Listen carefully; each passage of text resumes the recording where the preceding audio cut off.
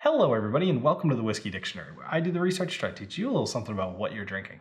Tonight I am excited. I almost always say that I'm excited about whatever whiskey I'm about to drink.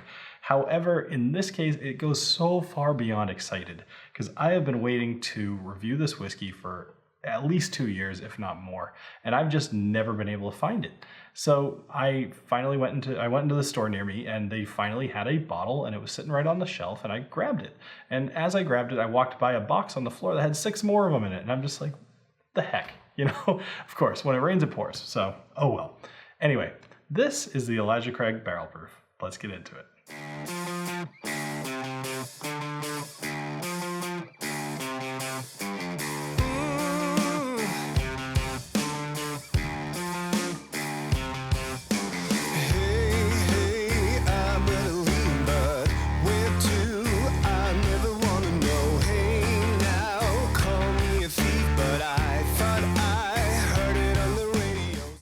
If you'd like to learn more about Elijah Craig as far as the history of the brand or even the man behind the name, check out the video I just did on the Elijah Craig. But tonight we're going to just be talking about the barrel proof, and this is lovingly called ECBP within the community. So if you've ever seen anybody type ECBP, this is exactly what they're talking about. Now the deal is, this is a 12-year-old whiskey, and it's considered small batch, which in the industry, small batch typically means X number of barrels, and that can vary widely, from 10 to, in this case, 200 barrels, that they marry together and then put straight into bottles. So that's what they've done here. This is all cask strength, although it's not single cask or single barrel. So there are 3 different versions of this released every year, and it's very predictable. If you look at the label, you can tell. It's similar to how Booker's has 4 different versions every year. In this case, they have 3 every year. So if you look at the label, you'll see that there is an A, B, or C in the first spot, and that is which version they've released so far this year. Is it the first A, second B, or C for the third? The second number is going to be what month of the year. In this case, this is B5, and then the last 2 digits are the year, 19. So this came out, the second release, in May of 2019. And unfortunately for me, because you guys know I tend to like really high ABV stuff, this happens to be the lowest ABV that Elijah Craig has ever put out for their barrel proof. Oh well, maybe that's something worth being unique. I'm fine with it. Maybe it's a good one to jump into, but whatever. This is at 122.2 proof, or 61.1% ABV. And I believe the highest, actually I've got the number right here, is 136.8 proof was the highest from 2019. So anyway, this is going to drink a little bit easier than some of the other ones, but that's still a pretty high proof. So you're still expecting to have a little bit of ABV in there, or a little alcohol burn. All right, so let's go ahead and get into the nose. Now, as I mentioned, high ABV. If you happen to be nosing this with me, keep your nose a little further away so you don't burn your nostrils.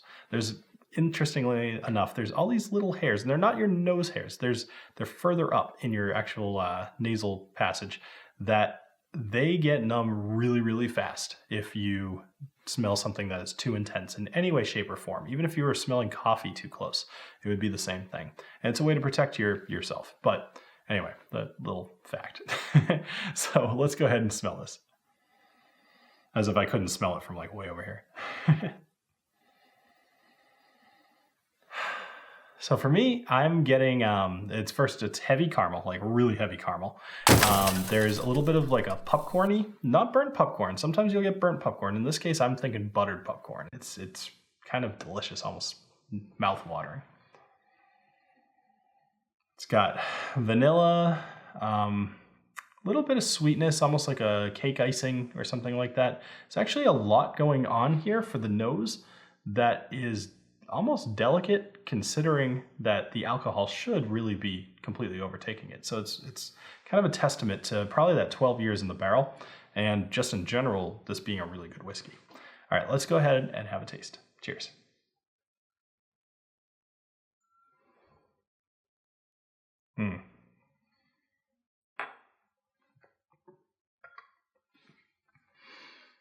So a couple nights ago, I had a friend over, and him and I both cracked this bottle. Actually, it was funny because it was the first time he had ever been to my house. And whiskey collection is kind of a thing of legend in my town. It's not crazy, but you know, I'm a fairly newer father. My oldest kid is 5. And in my community, some of the parents, you know, they know me as the Whiskey Dictionary, or they just hear that I happen to have a YouTube channel about whiskey, and you know, when it comes out, how many bottles of whiskey does he have? They're often surprised. And so a lot of the husbands tend to look forward to coming over. In this case, that was exactly what happened. So this guy, he came over, and him and I were hanging out, and I walked into the door. I actually arrived after the husband and wife did, and I said to him, I was like, hey, I've got this bottle that I've been looking forward to having. Do you want to open it with me, and you and I can both do kind of an uncorking and taste it for the first time? And of course he said yes. Now I gotta say, my very first impression of this whiskey, and you know, I'll go into the tasting notes in a second, but my very first impression of this whiskey is I could not believe how good it was. It was everything I hoped it to be, which does not often happen when I'm looking forward to having a whiskey for so long.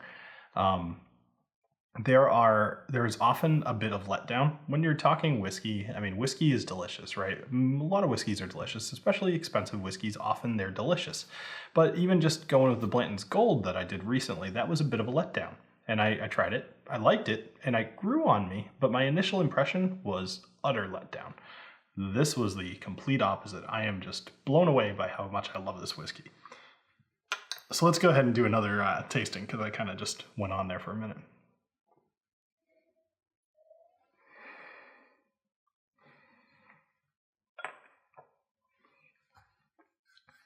Now bear in mind, some of these notes are also going to include what happens if you put some water in here, because I often take my notes ahead of time. I reflect back on them as I'm drinking on camera. I usually will add something to it, but in general, these will match up with what you're tasting. If not, add a little bit of water and see if you get it. So for me, the most prominent thing here is kind of a very dry honey. And think of if you were to buy local honey, not like the honey out of a jar that looks like a bear.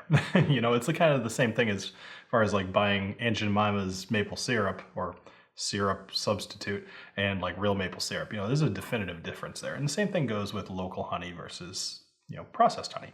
So anyway, drying honey. There's orange peel, specifically like orange zest, and then there's vanilla, as well as kind of like cinnamon. I'm gonna say cinnamon here. Overall, it's just extremely pleasant, and I just really enjoy this. So anyway, here's where it breaks down. This overall, buy it if you see it, I think is in general going to be my recommendation for this. It's going to be a little harder to find because every batch is going to be different. You know, the 3 per year. It's going to be harder to recommend this overall. But I was talking to some of the people in the Discord and just people in the community in general, and nobody has really disliked a batch of this. You know, the ECBP is always solid, whereas something like Booker's, every now and then they put out a bad batch. This has been solid since they started. So huge buy for this. Just do it. But thank you very much for joining me here on the Whiskey Dictionary. I hope you have a great rest of your night, and please join me at thewhiskeydictionary.com and check out that link down there, and I'll see you next week. Cheers.